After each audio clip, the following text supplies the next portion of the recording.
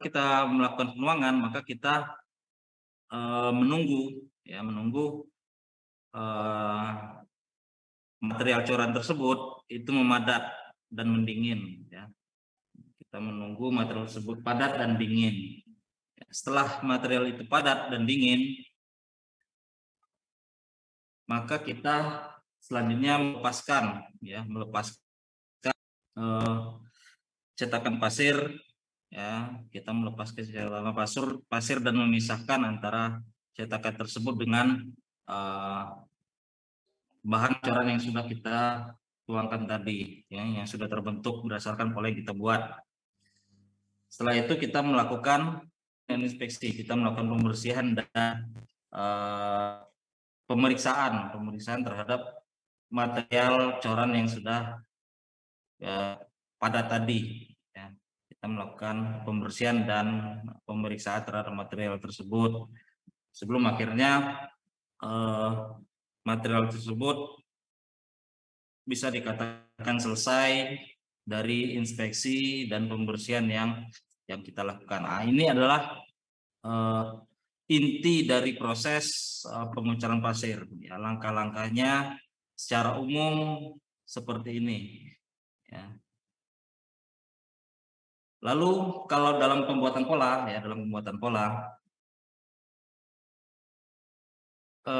kita harus juga melihat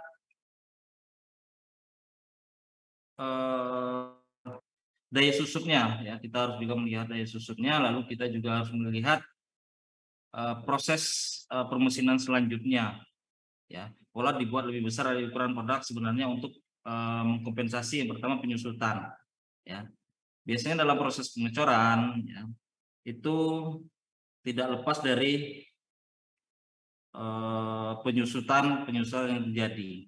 Karena apa? Karena dalam proses pengecoran, ya,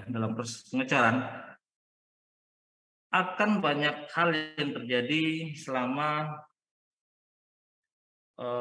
penuangan, di mana lambat sedikit kita melakukan proses penuangan, maka coran tersebut akan tidak memenuhi pola atau rongga yang kita buat.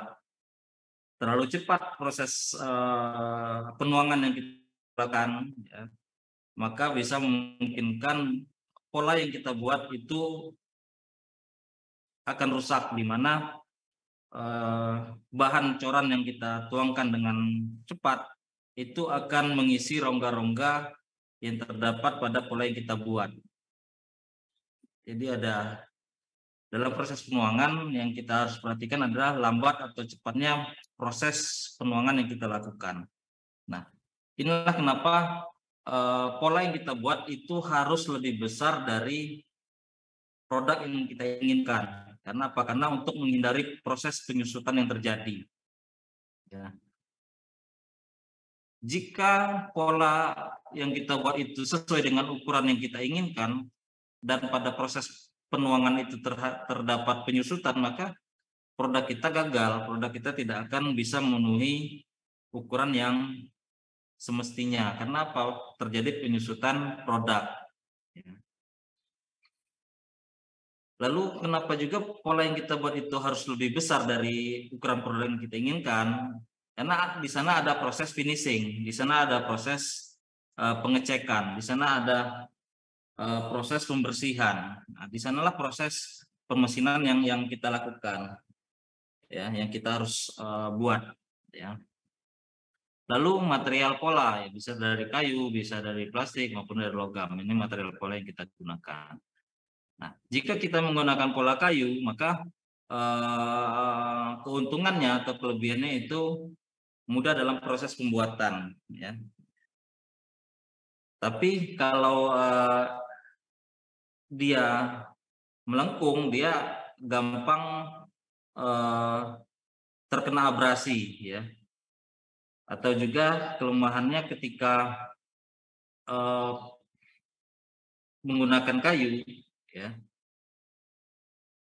dia akan tidak cukup rata, ya, dan lebih cenderung melengkung ketika kita lakukan pengecoran. Tapi hal ini bisa tertutupi dengan pola yang kita buat lebih besar daripada ukuran. Ya. Tapi kalau kita menggunakan pola logam, maka dia akan lebih tahan lama, tetapi biayanya juga lebih mahal. Ya. Kalau untuk plastik, ya dia harus memperhatikan keuntungan dan kelebihan dari pola kayu dan pola metal. Nah, ini ada beberapa contoh pola yang bisa kita gunakan dalam proses pengecoran logam. Ya, ini ada beberapa contoh. Yang pertama solid pattern,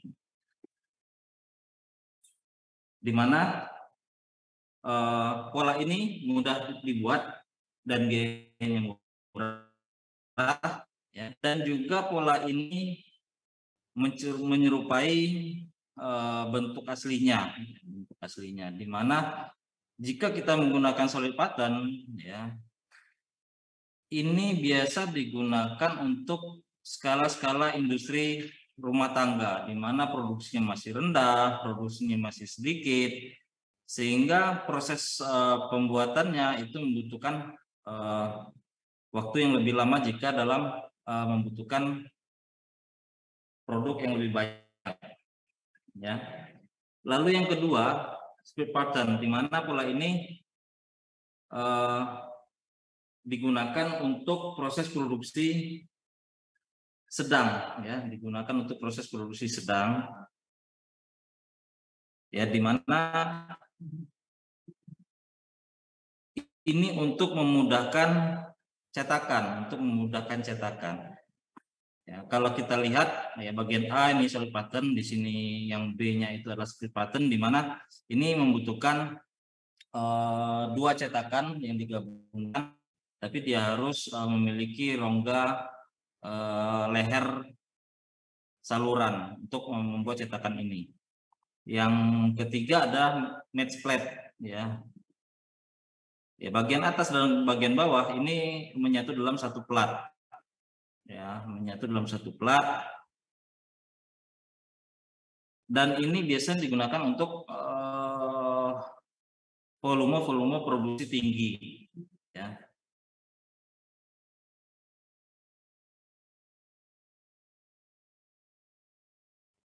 Di mana antara pola yang atas dan pola yang bawah, bagian atas dan bagian bawah ini menyatu dalam satu plat yang sama, ya.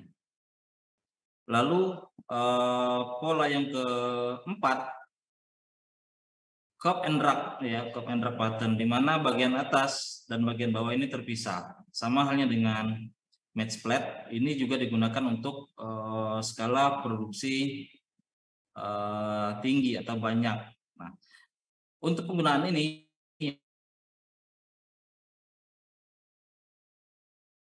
leher penuangan, jadi dia harus memiliki leher penuangan atau saluran untuk menuangkan cairan sehingga akan membentuk sesuai dengan pola rongga yang kita buat atau pola yang kita buat.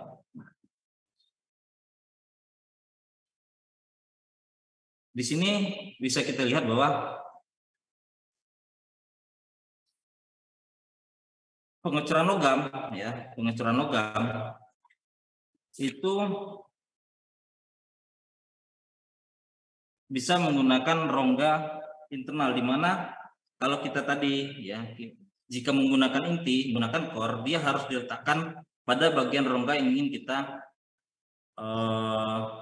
buat, ya. Jadi ini adalah core yang terpisah dari rongga cetakan yang kita buat, di mana tidak semua bagian pengecoran itu membutuhkan inti sesuai dengan pola yang ingin kita dapatkan, ya.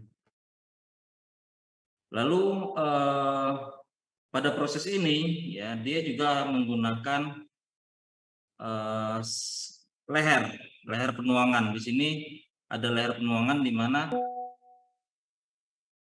harus ada rongga, ya, harus ada rongga, ya, riser, ya, harus ada rongga untuk proses menyalurkan cairan coran, di mana ketika ada rongga ini dia bisa membuang atau mengatur saluran udara yang terkurung di dalam cetakan.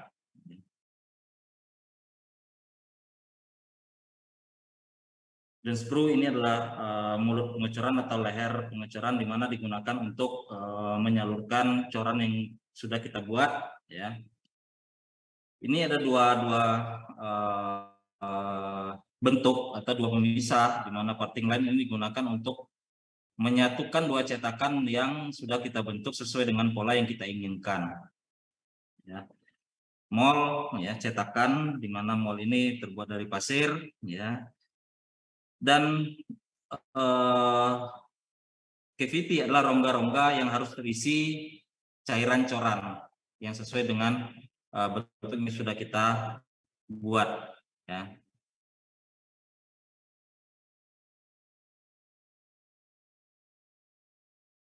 Besar itu menggunakan silika atau campuran, ya, campuran material lain, dan kebanyakan memang beberapa proses produksi itu lebih banyak, ya, menggunakan campuran silika. Jadi tidak hanya murni menggunakan silika.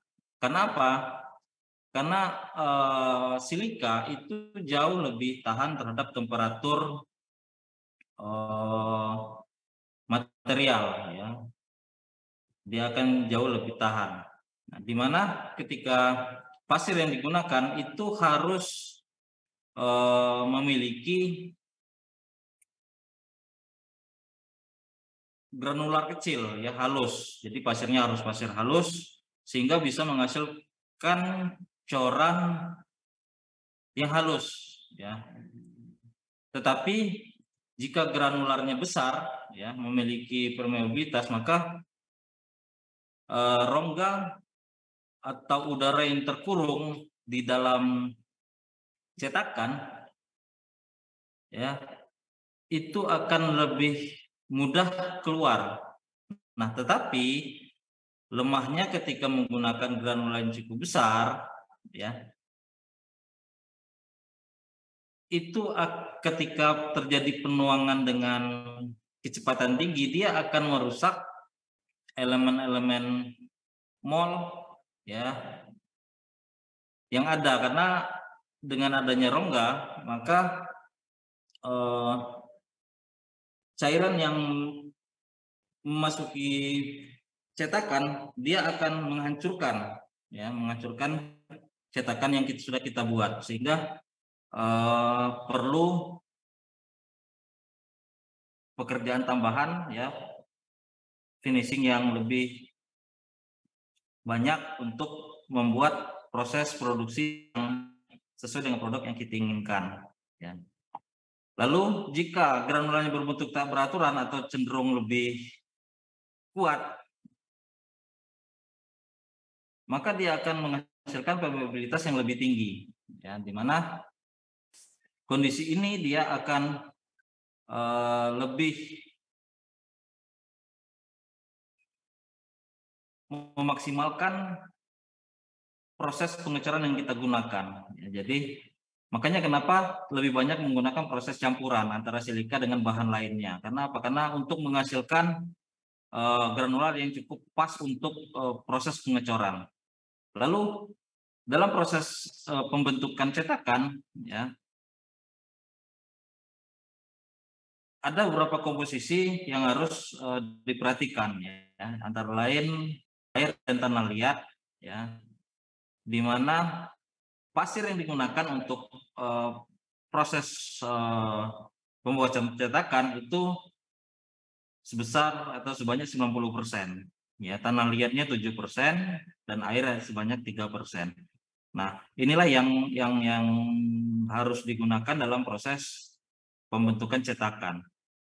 Lalu perekat lainnya itu kita menggunakan resin. Nanti resinnya sudah kita siapkan. Ada resin organik, ada resin non organik. Nah, di mana resin organiknya itu menggunakan fenolik resin dan non organik menggunakan sodium silikat, ya, fosfat. Nah, kalau untuk membuat cetakan pasir, ya, pasir harus dicetak sesuai dengan pola yang padat, ya, harus dipadatkan dengan kondisi yang memang harus dibuat. Ya. Metode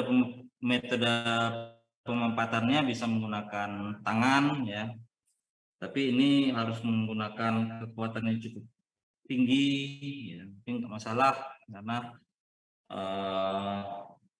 sudah bercampur dengan air, ya, sehingga untuk memadatkan bisa menjadi lebih cepat, ya. Kalau menggunakan mesin secara otomatis kita bisa melihat, bisa menggunakan jolting action atau yaitu dengan tumbukan atau dijatuhkan, atau menggunakan slinging action, ya, atau ditumbuk. Ini adalah beberapa metode pemempatan atau pemadatan cetakan. Oke, sampai di sini dulu ada yang mau ditanyakan.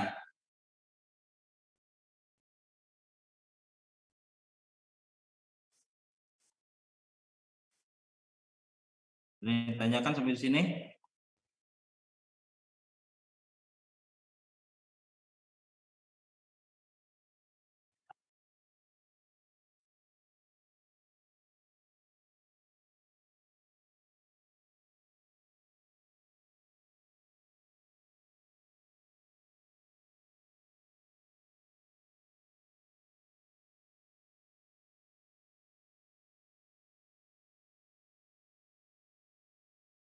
Oke, lalu untuk cetakan sekali pakai, ya, cetakan sekali pakai, pengecoran dengan pola permanen, ya, di mana untuk cetakan sekali pakai itu biasanya dipersiapkan dengan menggabungkan sebuah bahan yang tahan api. Jadi sama halnya dengan penggunaan pasir, ya, karena pasir adalah bahan yang cukup tahan api, pasir silika dan campurannya itu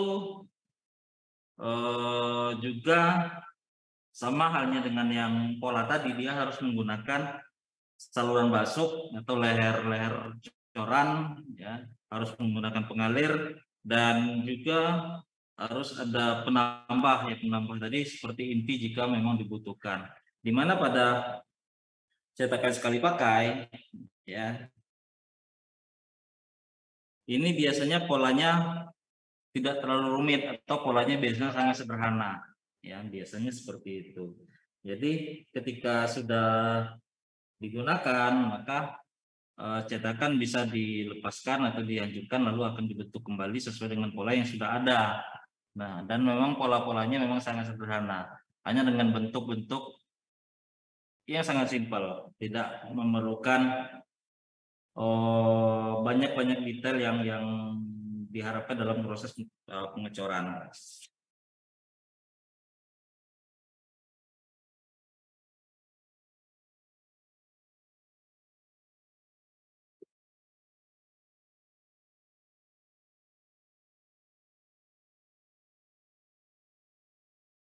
Lalu ada beberapa jenis juga bahan pengikat, ya. Kalau kita kembali lagi, ada beberapa jenis bahan pengikat yang biasa digunakan dalam proses pengecoran, ya. Kalau untuk cetakan pasir, ya, cetakan pasir sederhana, untuk bahan pengikatnya tidak terlalu rumit, ya, hanya menggunakan tanah liat dan air, ya, seperti contoh yang akan kita gunakan dalam praktikum nanti, ya. Lalu ada bahan pengikat yang menggunakan silika, di mana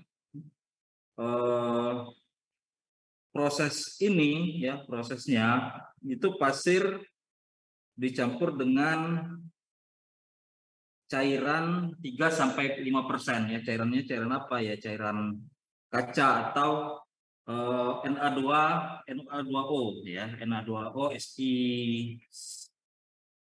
SiO2, ya. Itu cairan kaca. Itu jika kita menggunakan bahan pengikat silika. Hasilnya bagaimana kalau kita menggunakan bahan pengikat silika, ya? Hasil cetakan pasir yang kita buat menggunakan cetakan silika itu jauh lebih kokoh, ya. Ya, jauh lebih kokoh, dan untuk pergeseran dinding-dinding cetakan, ya, itu sangat kecil, ya, sangat kecil dari pergeseran cetakan. Dan hasil corannya pun itu jauh lebih akurat, ya. Dan biasanya juga coran yang dibuat menggunakan perekat silika ini juga untuk coran-coran yang dalam kapasitas besar. Dalam artian coran yang dibuat itu bentuknya sedikit lebih besar. Lalu yang ketiga, bahan pengikat lainnya adalah bahan pengikat fosfat. Ya, bahan pengikat fosfat di mana fosfat ini digunakan adalah fosfat yang larut dalam air, ya, yang larut dalam air. Pengerasnya apa? Pengerasnya adalah oksida-oksida yang terdapat pada logam, di mana oksida tersebut ya berupa logam serbuk, ya, logam serbuk. Kalau kita menggunakan bahan pengikat fosfat, nah ini sifatnya jika bahan yang kita gunakan atau pasir yang kita gunakan tersebut tidak kita gunakan kembali atau kita buang, bahan ini bisa dikatakan cukup ramah terhadap lingkungan, jadi tidak membahayakan lingkungan secara banyak.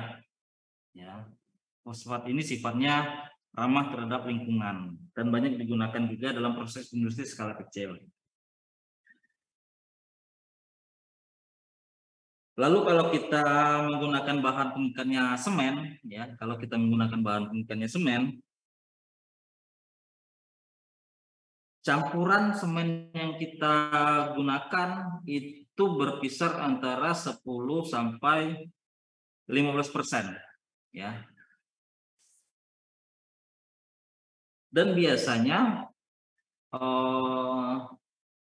coran yang menggunakan cetakan semen biasanya adalah penggunaan atau diperuntukkan untuk coran-coran baja besar, ya. Tetapi kelemahannya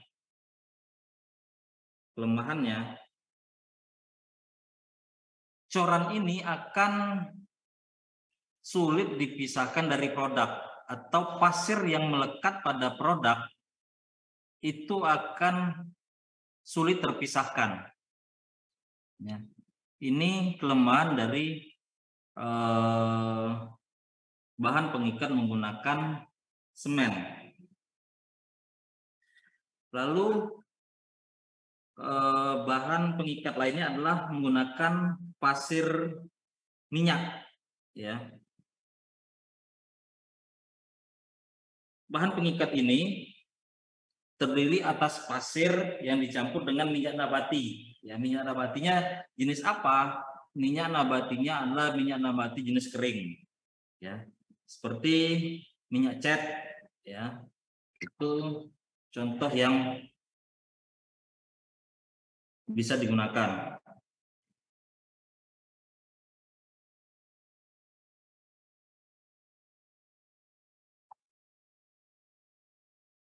Lalu selain menggunakan minyak, ya, minyak nabati, dia juga harus dicampur dengan sedikit tepung sereal, ya, dia harus dicampur dengan sedikit dengan tepung sereal. Kenapa menggunakan minyak nabati? Karena minyak termasuk hidrokarbon tak jenuh, ya, hidrokarbon tak jenuh, di mana akan membentuk polimer pola bila dipanaskan. Ya, dia akan membentuk polimer pola bila dipanaskan pada suhu yang cukup tinggi, yaitu sekitar 200 sampai 250 derajat Celcius. Dan jika menggunakan bahan pengikat ini, ya, maka prosesnya itu akan lebih cepat. Ya, prosesnya akan lebih cepat dan memberikan kekuatan yang cukup tinggi. Ya. Dan untuk proses ini biasanya lebih banyak digunakan untuk pengecoran yang menggunakan core, ya, yang menggunakan inti dalam proses pengecoran, dan biasanya menggunakan bahan pengikat ini.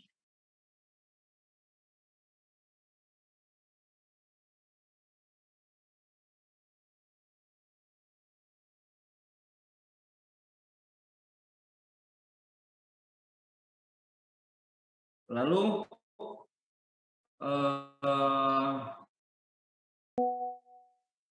bahan pengikat selanjutnya ya itu pasir yang memiliki ikatan resin ya. Pasir berikatan resin. Ya. Resinnya apa? Resinnya adalah resin termoset. Nah, resin termoset itu seperti apa? Adalah resin yang berpolimer ya. Kenapa kita menggunakan pasir pengikat yang berikatan resin? Karena pengikatnya atau resinnya ini adalah anti bakar, ya. Di mana resin termoset ini, ya, yang dikeringkan itu akan menghasilkan katalis airborne, ya. Dia akan menghasilkan katalis airborne di mana pada prosesnya, ya, jika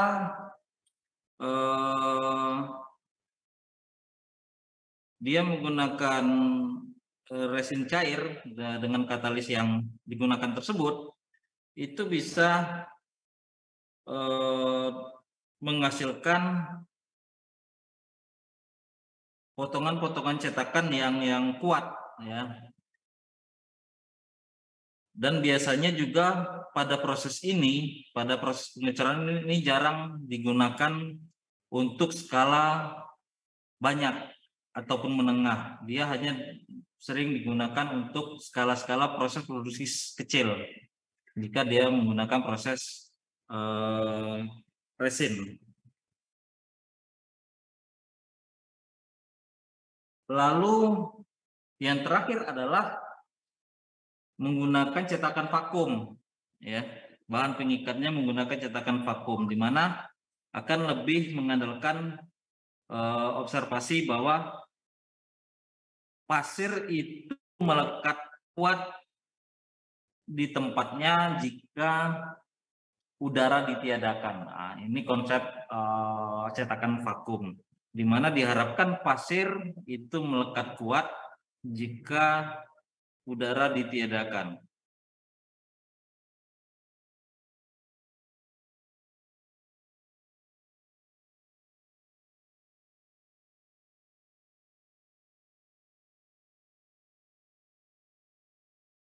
Oke, sampai di sini dulu. Ada yang mau ditanyakan?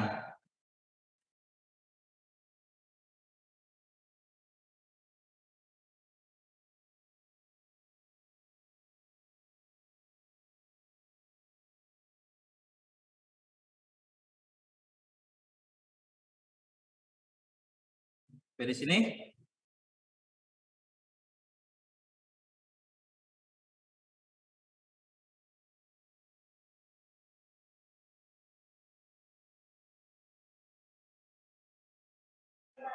Izin bertanya, Pak. Oke, silakan. Izin bertanya, Pak. Tadi kan Bapak menyinggung soal pengikat vakum, Pak, ya. Itu kan pasir itu akan merekat jika tidak ada udara. Nah, Pak, bisa dijelaskan sedikit, Pak? Soalnya agak menarik itu konsepnya. Oke. Pada cetakan vakum, ya, konsepnya adalah diharapkan bahwa pasir itu melekat kuat itu jika udara ditiadakan pada cetakan tersebut. Nah, pada pola-pola yang digunakan pada cetakan vakum ini, dia pasti memiliki lubang-lubang kecil di dalamnya, ya. Sehingga akibat dari divakumkan, ya, polimer yang terjadi pada polimer yang ada pada cetakan ini, ya, yang sudah dipanaskan dapat tertarik kuat, ya, kuat ke permukaan, sehingga pasir murni yang tanpa pengikat itu langsung ditempatkan pada cetakan, ya, pada rangka cetakan, sehingga ketika polimer itu tertarik keluar, ya, dia akan membentuk permukaan yang kuat, sehingga pasir yang berada di dalam itu akan menjadi lebih padat. Ya, dia akan menjadi lebih rapat. Karena apa? Karena rongga-rongga udara kecil yang ada pada pasir itu tertarik keluar, sehingga polimer yang ada pada pasir tersebut itu akan menutup dan menyatukan semua elemen pasir tersebut di permukaan, sehingga permukaannya menjadi lebih kuat. Nah, dengan kondisi vakum yang sudah ada, ya, maka akan dengan sangat gampangnya itu pola yang sudah dibentuk, ya, itu bisa dilepaskan dengan mudah, ya, lalu bisa dicetak atau ditaruh pada cetakan yang akan digunakan. Dan plat polimer yang akan terbakar, ya, akan terbakar pada proses pengecoran itu akan dengan gampangnya juga pun ikut membeku proses pengecorannya, ya. Karena apa? Karena rongga udara yang kecil tadi sudah tertutup rapat pada polimer-polimer yang ada, ya. Nah, setelah coran tersebut dibentuk, ya, setelah pola sudah dibentuk, cetakan sudah dibentuk, dan coran sudah diletakkan pada pola, maka vakum bisa ditiadakan. Ketika vakum ditiadakan, maka akan dengan sangat gampangnya pasir-pasir tersebut berjatuhan atau terurai. Karena apa? Karena tidak ada lagi udara yang ditarik keluar. Ya. Jadi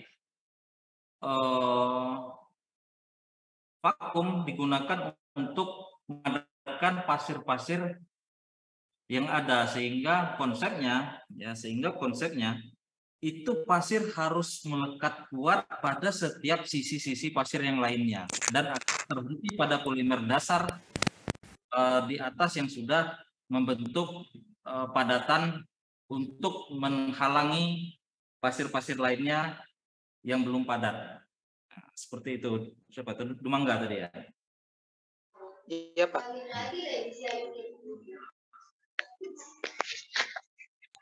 Terima kasih.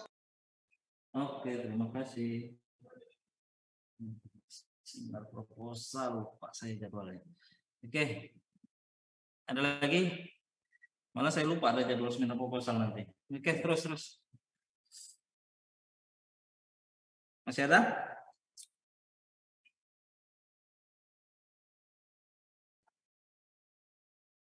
Dua 20 menit lagi ya, saya lupa ada jadwal menguji seminar. Oke, ada lagi? Oke. Nah, lalu indikator dalam pembentukan kualitas cetakan pasir, ya. Yang pertama, strength, di mana kemampuan untuk mempertahankan bentuk dan ketahanan terhadap erosi. Ini biasa digunakan pada proses-proses cetakan pasir, ya, dengan perekat air, ya, perekat air dan perekat silika. Ini biasa digunakan seperti ini. Terus permeability, di mana permeability adalah kemampuan untuk mengalirkan udara panas dan gas yang terperangkap dalam cetakan. Nah, ini yang sering terjadi pada proses pengecoran, di mana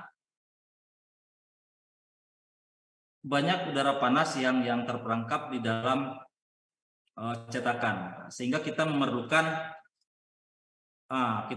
riser, di mana riser ini difungsikan untuk mengalirkan udara-udara yang terperangkap. Jadi ketika coran dimasukkan pada leher coran, udara yang terperangkap dalam cetakan yang kita gunakan ini bisa tertampung di riser. Nah, inilah fungsi dari riser, dia menampung udara-udara yang terperangkap. Nah, tetapi ya,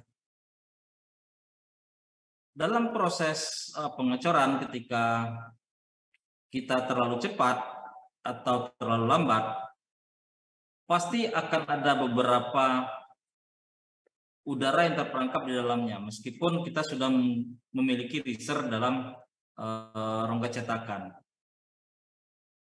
Kenapa? Karena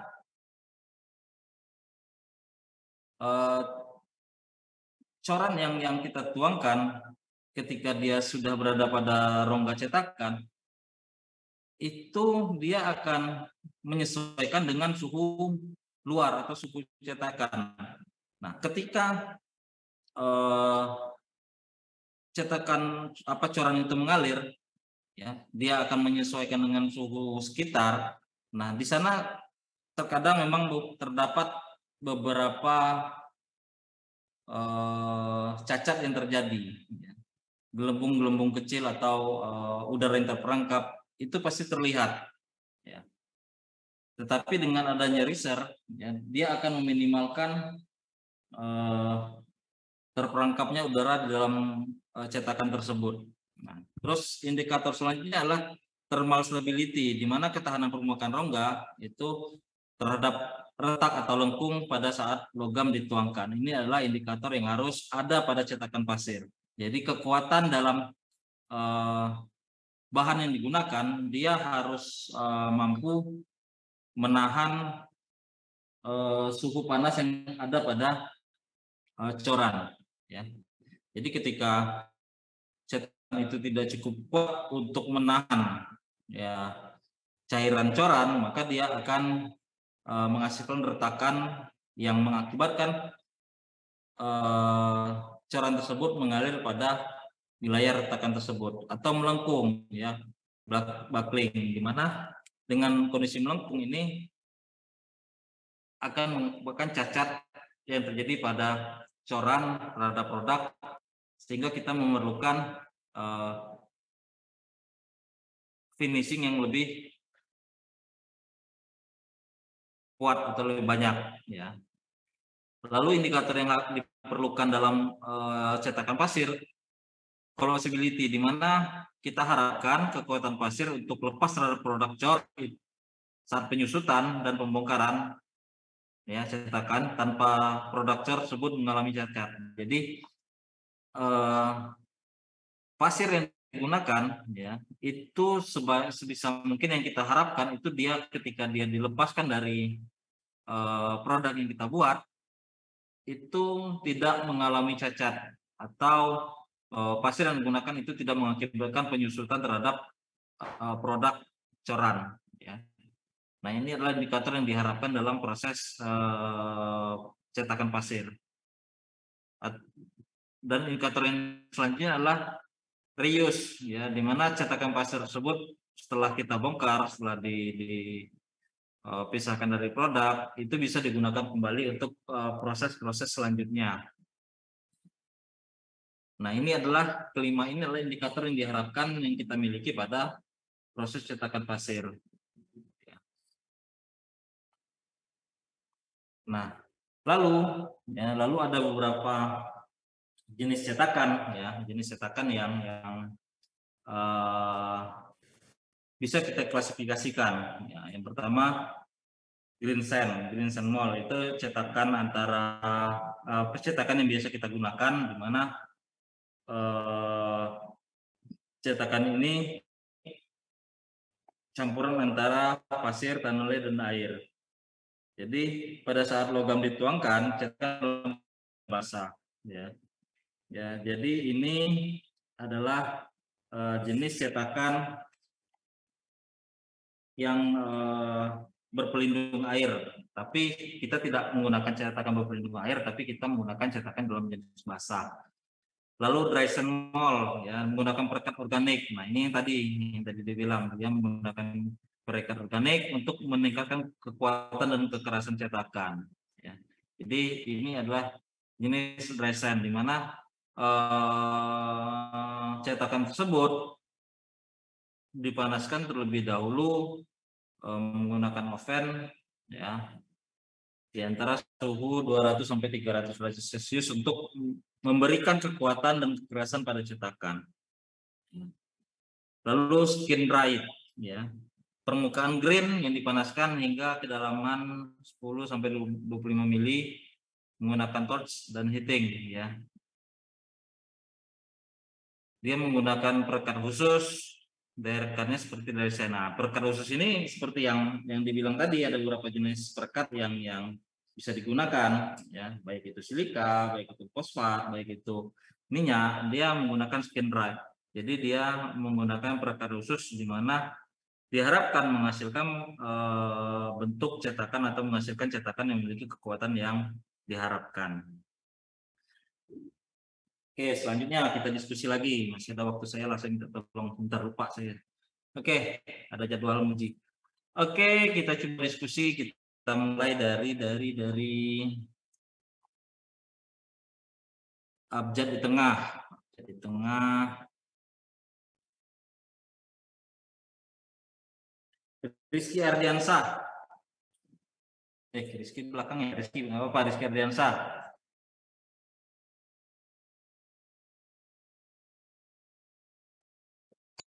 Oke, Rizky. Tadi sudah kita bahas beberapa jenis bahan pengikat atau bahan perekat. Nah, coba diulang.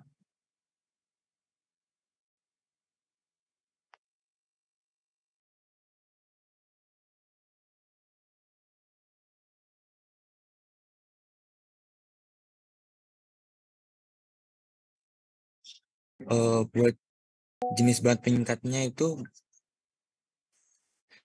tanah liat, cetakan pasir ya, hanya menggunakan tanah liat dan air. Contoh yang akan kita gunakan silika, di mana proses ini itu pasir dicampur dengan cairan 3-5%, cairan kaca Na2NA2O, karena cairan kaca itu kita menggunakan bahan pengikat, dimana kalau kita menggunakan hasil catatan menggunakan cetakan, sehingga itu jauh lebih kokoh. Seperti itu. Oke, terima kasih Rizky. Selanjutnya berarti cewek lagi. Nabila. Iya, Pak. Oke, lanjutkan Nabila.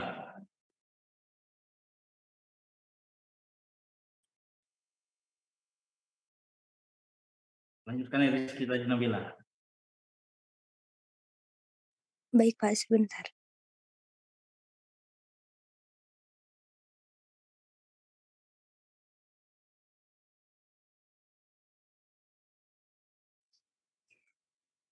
Jenis bahan perekat itu dalam proses pengecoran itu cetakan pasir sederhana itu yang pertama itu ada tanah liat dan air.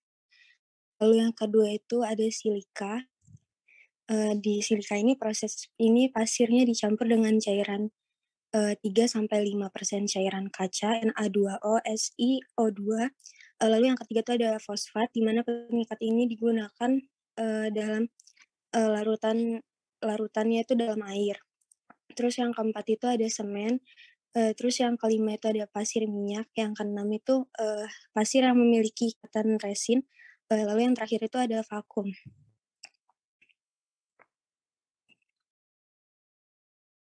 Oke, terima kasih Nabila.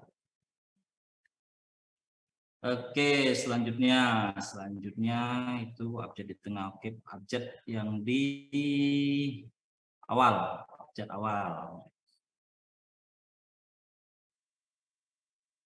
Dina Nindasari. Hadir, Pak. Oke, Dina.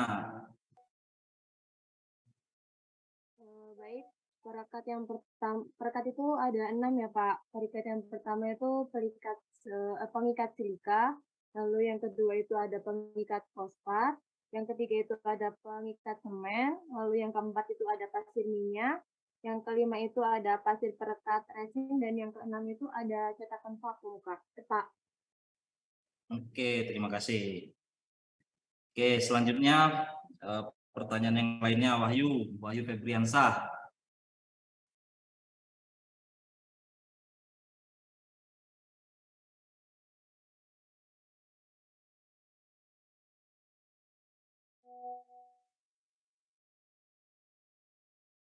Wahyu tidak ada.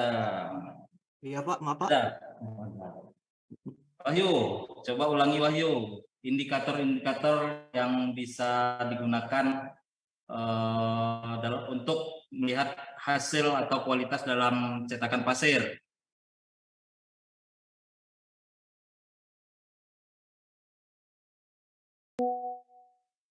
Bentar ya. Oke.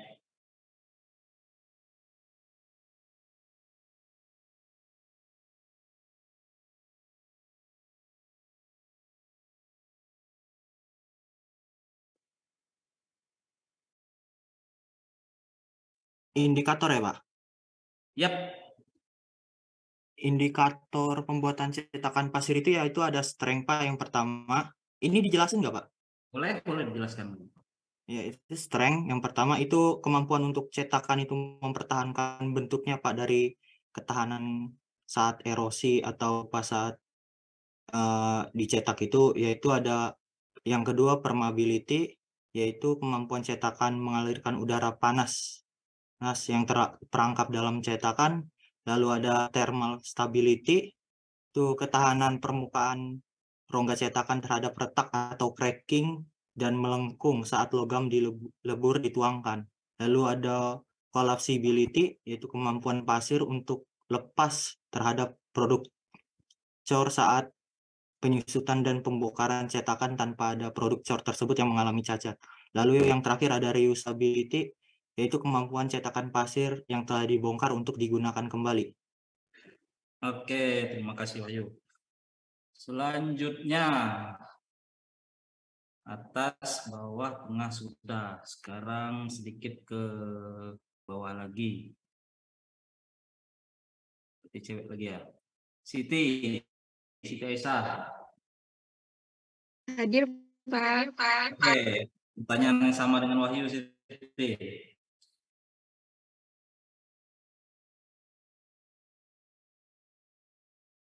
Indikator untuk mengukur kualitas cetakan pasir.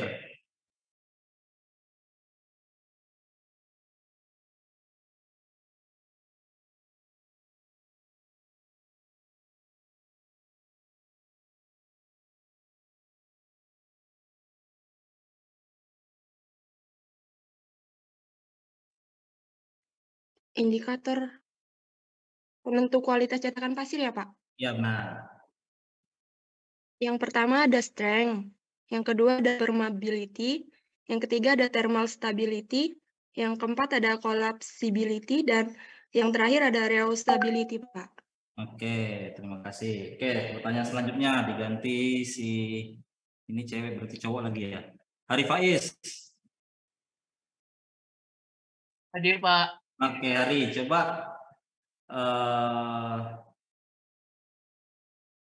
jelaskan, nggak usah sih, proses pengecoran, dimulai dari mana, prosesnya seperti apa, coba jelaskan. Diagram yang di awal tadi.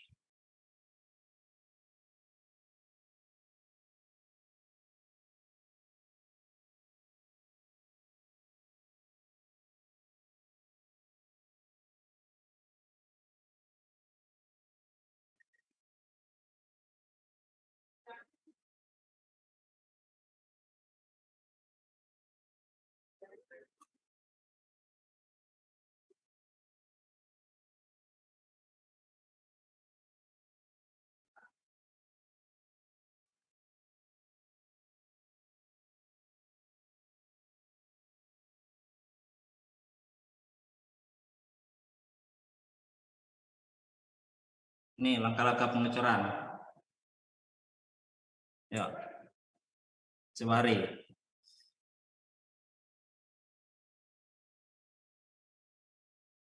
Baik, Pak. Yang pertama itu kita ini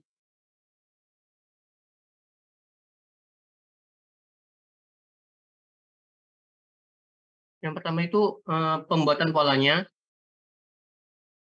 yang sesuai dengan bentuk coran yang akan dibuat. Habis itu membuat pelecapan pasir cetakan. Selanjutnya pembuatan cetakan, peluburan logam, habis itu penuangan logam cair ke dalam cetakan pasir, kemudian pendinginan.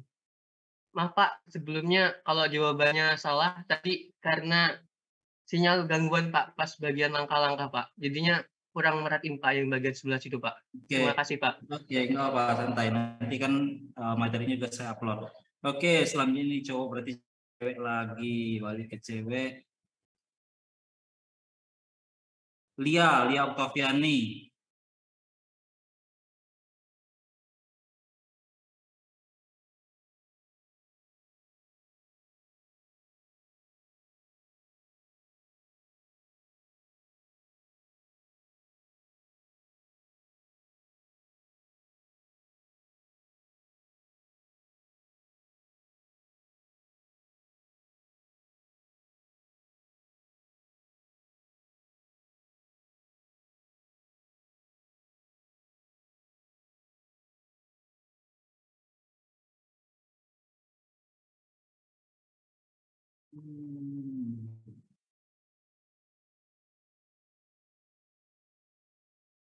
Mana Lia? Ada Lia?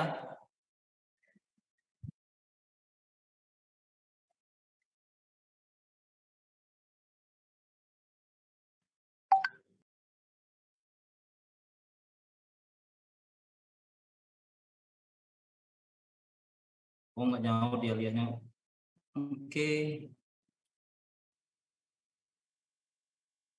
Lia. Mohon maaf Pak, kayaknya lihat terkendala sinyal soalnya dari tadi keluar masuk gabung itu. Terus kayaknya dia masih mengetik di kolom komentar. Oh, lagi ngetik di kolom komentar.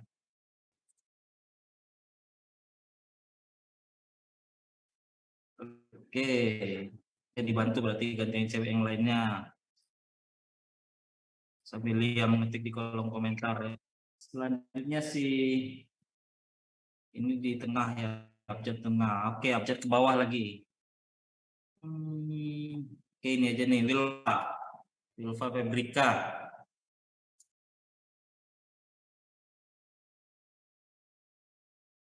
Hadir Pak. Oke, Wilfa coba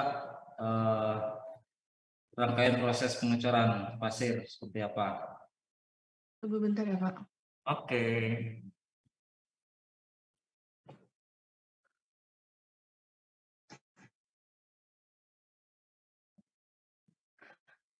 Yang pertama itu membutuhkan pasir, persiapan pencetak, membuat pada dalam proses pengecoran, membuat cetakan terlebih dahulu. Setelah itu material pengecoran, itu tuh besi logam. Melakukan peleburan dengan menggunakan penuangan pada cetakan. Menunggu material memadat dan mendingin. Melepaskan cetakan pasir.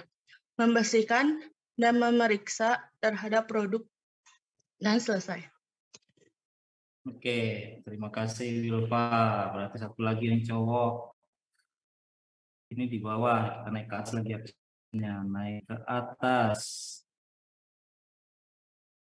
Bagas Gilang. Hadir Pak. Oke. Pertanyaan yang sama Bagas. Maaf Pak, boleh diulang Pak? Langkah-langkah proses pengecoran pasir.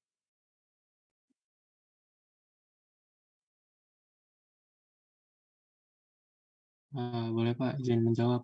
Langkah-langkah pengecoran pasir itu yang pertama kita membutuhkan pasir untuk persiapan dalam mencetaknya. Lalu kita membentuk polanya. Lalu setelah pola terbentuk kita membuat cetakannya tadi dari pasir tadi. Setelah cetakan sudah ada, kita menyiapkan material pengecorannya. Lalu setelah itu kita melakukan peleburan pada material tersebut. Setelah material sudah melebur, kita melakukan penuangan pada cetakan yang sudah ada tadi. Setelah dituang, kita tunggu material sampai padat serta dingin. Setelah itu, ketika sudah memungkinkan untuk dilepaskan cetakannya, maka kita lepaskan cetakan pasir tadi dan pisahkan cetakan tersebut dari bahan cor yang sudah dingin pada tadi. Lalu kita melakukan pembersihan serta pemeriksaan terhadap material cor yang sudah jadi. Itu sih Pak. Oke, sip. Oke, teman-teman sudah untuk dasar dari pengecoran pasir yang akan kita lakukan praktikum, teman-teman sudah saya ambil kesimpulan, teman-teman sudah mengerti. Berarti, oh ya, saya mau tanya, kelompoknya sudah di-share belum sama Asprak, belum ya? Belum, Pak. Belum, Pak. Nanti saya tanya lagi sama Aspraknya ya. Jadwal juga belum ya? Belum, Pak. Aduh. Oke. Tanggal 20, gini 13, oke, seminggu lagi teman-teman praktikum. Oke, pada intinya pada proses pengecoran logam kita menggunakan beberapa metode ya, di mana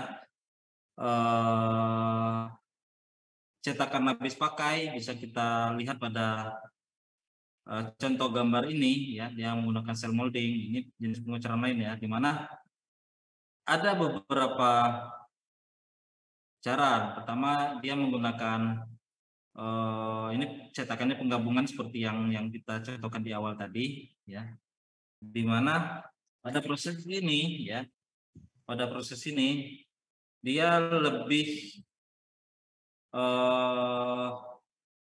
menggunakan pelindung atau menggunakan dinding ya, menggunakan dinding pengecoran ya, yang menggunakan dinding, sehingga ini bisa kita katakan dia menggunakan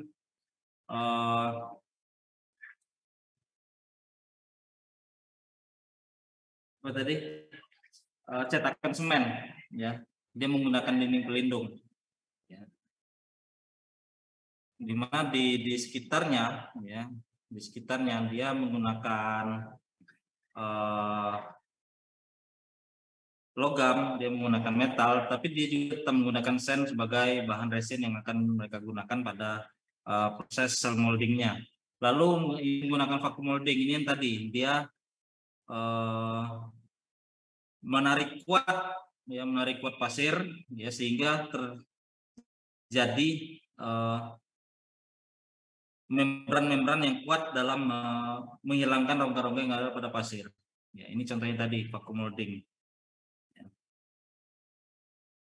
Nah, ini untuk polyester ya, menggunakan biasanya dia menggunakan fosfat ya, dia menggunakan fosfat. Yang ini dia biasa menggunakan busa ya, dia menggunakan busa. Jadi ada beberapa metode yang bisa digunakan dalam proses cetakan ya, cetakan habis pakai jadi sekali pakai. Nah, dalam proses cetakan permanen ya, biasanya logam yang digunakan untuk proses pengecoran.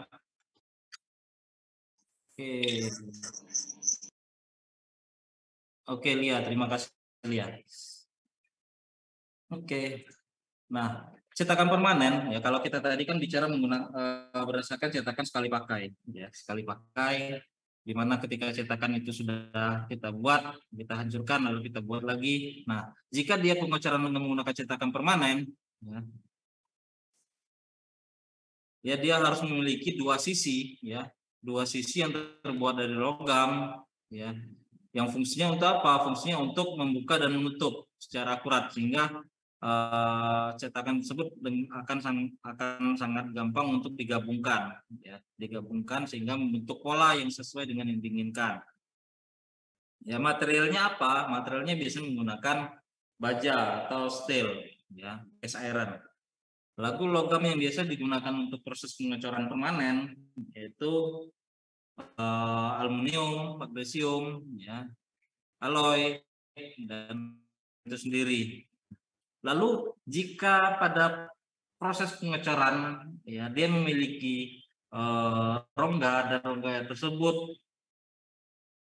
memiliki inti ya, inti yang ditambahkan untuk proses pengecoran itu terbuat dari logam ya. Dan jika inti yang digunakan itu sulit untuk dilepaskan atau dikeluarkan ya, maka inti tersebut harus menggunakan pasir. Jadi ketika inti itu sulit untuk dilepaskan atau dikeluarkan, inti tersebut harus dibuat dari pasir. Tapi kalau proses pengecoran itu gampang untuk dilepaskan intinya, maka biasanya inti yang digunakan adalah terbuat dari logam. Nah, ini contoh dari cetakan permanen. Ini adalah contoh dari cetakan permanen. Nah, ini tadi ini. Nah, ketika teman-teman ingin membuat produk seperti gambar 5 bagian 5, maka pola yang teman-teman bentuk untuk cetakan permanen ya harus menyesuaikan dengan pola yang diinginkan. Nah, core ini adalah bagian tengah pada bagian 5 ini yang bisa dilepaskan, ya. Dimana ini biasanya adalah sumbu as yang dimana harus kosong, ya. Kalau kita cor dia akan terisi sehingga harus ada core untuk menutup bagian yang seharusnya kosong. Nah, ini adalah contoh cetakan permanen yang memiliki dua sisi, yang harus cukup kuat, ya, yang harus cukup kuat untuk menahan cairan logam yang akan dituangkan. Nah, ini adalah bentuk-bentuk proses cetakan permanen lainnya, ya, di mana pada intinya jenis cetakan yang digunakan itu harus memiliki bentuk pemisah untuk memisahkan antara cetakan yang satu dengan cetakan yang lain. Kalau ini dia menggunakan cetakan udara, ya, di mana dia harus memiliki rongga di mana ketika proses pengecoran terjadi, ya, udara yang terlingkup pada bagian pengecoran itu akan bisa terbuang sehingga tidak akan ada udara panas yang terkurung di dalamnya. Dan ini menggunakan cetakan dengan tekanan rendah. Ya. Oke, masuk ke die. Die ini biasa digunakan untuk proses cetakan permanen, ya. Di mana tekanan yang terjadi pada die casting ini itu berkisar antara 7 sampai 350 MPa, ya, megapascal. Cetakan yang digunakan, ya, biasanya dibedakan antara hot chamber dan cold chamber. Ini mesin-mesin yang biasa digunakan pada die casting, dan ini tidak kita lihat dalam praktikum kita nanti, ya, karena ini cetakannya adalah jenis cetakan permanen, sedangkan yang hanya kita praktekkan adalah jenis cetakan sekali pakai, ya. Oke, sampai di sini teman-teman. Ada yang ditanyakan dulu. Mohon maaf, saya lupa jadwal menguji seminar proposal. Saya udah di WhatsApp sama yang akan seminar. Ada yang mau ditanyakan? Izin bertanya, Pak. Oke, silakan. Tadi kan sempat disinggung ya, Pak. Salah satu jenis cetakan permanen itu ada yang menggunakan busa ya, Pak. Nah, tapi saya kurang paham gitu, Pak. Konsepnya seperti apa ya, Pak? Oke. Cetakan dengan pengecoran dengan pola busa, ya. Ini kan sama halnya dengan pembahasan sebelumnya bahwa cetakan dengan pola busa ini adalah cetakan jenis sekali pakai, ya, yang biasanya terbuat dari busa, ya, busa polistiren, ya, biasanya menggunakan busa polistiren. Dan biasanya cetakan ini itu biasanya dalam bentuk mangkuk makanan, ya. Penggunaannya juga untuk membentuk mangkuk makanan, ya.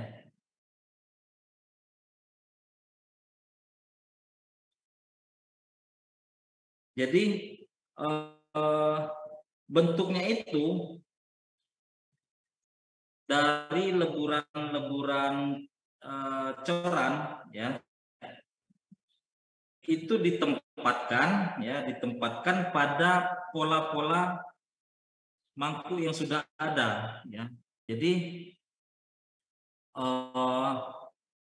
busa udah dibentuk, ya, busa polistiren tadi sudah dibentuk seperti mangkuk-mangkuk makanan, ya, dan ditempatkan pada cairan logam, ya, ditempatkan dan dituangkan langsung, ya, dicelupkan pada cairan logam sehingga dia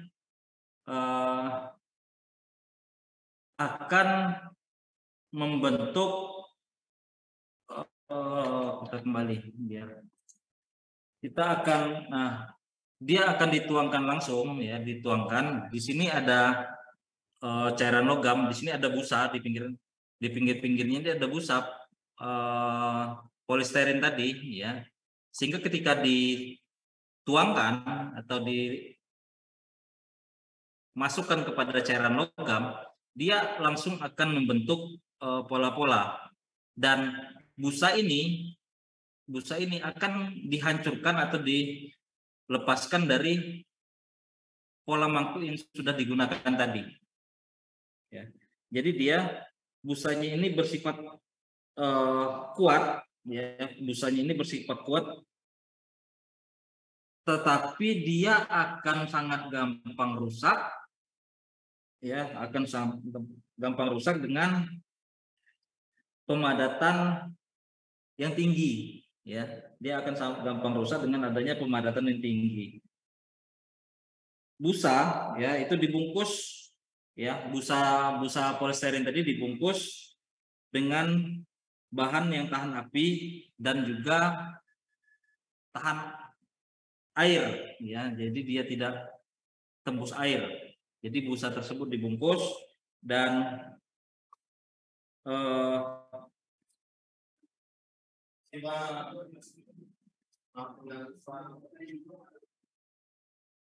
lalu busa tersebut dilapisi dengan pasir kering, ya, busa dilapisi dengan pasir kering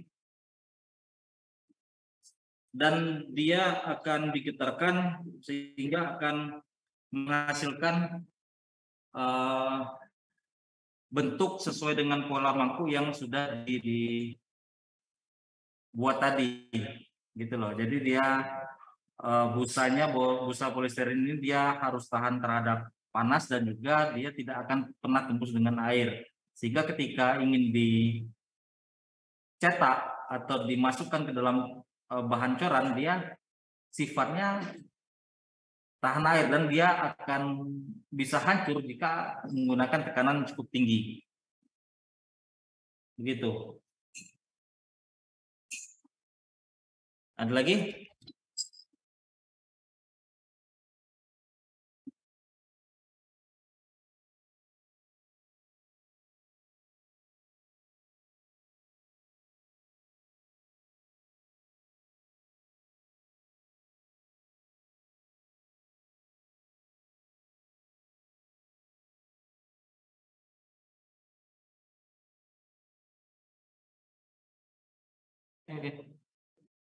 Oke, terima kasih teman-teman. Saya kembalikan Denis, ya, mana Denis.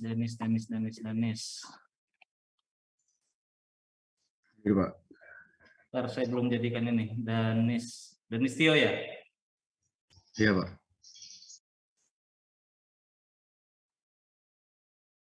Oke, silakan Denis, tolong dibantu teman-temannya untuk absensi backup.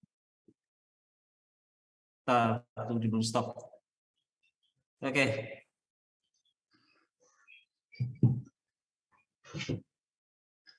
Oke, untuk slide yang pertama 3, 2, 1. Oke, selanjutnya 1, 2, 3. Oke, slide selanjutnya 1, 2, 3.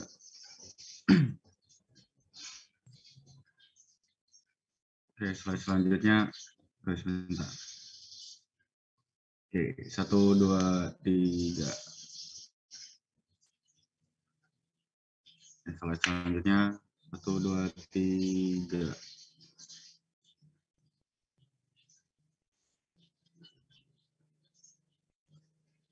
Slide selanjutnya 1, 2, 3.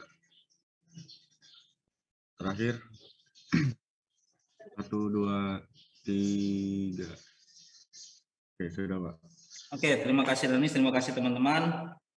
Mudah-mudahan dalam minggu ini saya sudah dapat kelompok pratikum ya. Karena Sabtu dan Minggu kemarin Asprak sudah mulai pelatihan ya. Pelatihan pengecoran sudah, pelatihan assembly sudah. Tinggal hari ini mereka kita latih untuk pembubutan. Nah, jadi untuk praktikum pengecoran mereka sudah siap dan mudah-mudahan kelompok bisa saya share di GCR. Paling lambatlah Rabu lah ya, saya share di GCR. Saya tanya dulu ke Asprak apakah mereka sudah bagi kelompoknya atau belum. Oke. Dennis tolong ingatkan saya kalau saya lupa share di GCR ya Dennis ya. Baik Pak. Ya Pak. Teman-teman, terima kasih atas waktunya. Mohon maaf saya buru-buru karena saya lupa jadwal menguji dan sudah di WA sama mahasiswanya. Selalu jaga kesehatan ya. Selalu jaga kesehatan, atur waktu dengan baik, ya, manfaatkan waktu dengan baik. Sukses selalu untuk teman-teman semua. Selamat pagi, selamat beraktivitas. Assalamualaikum.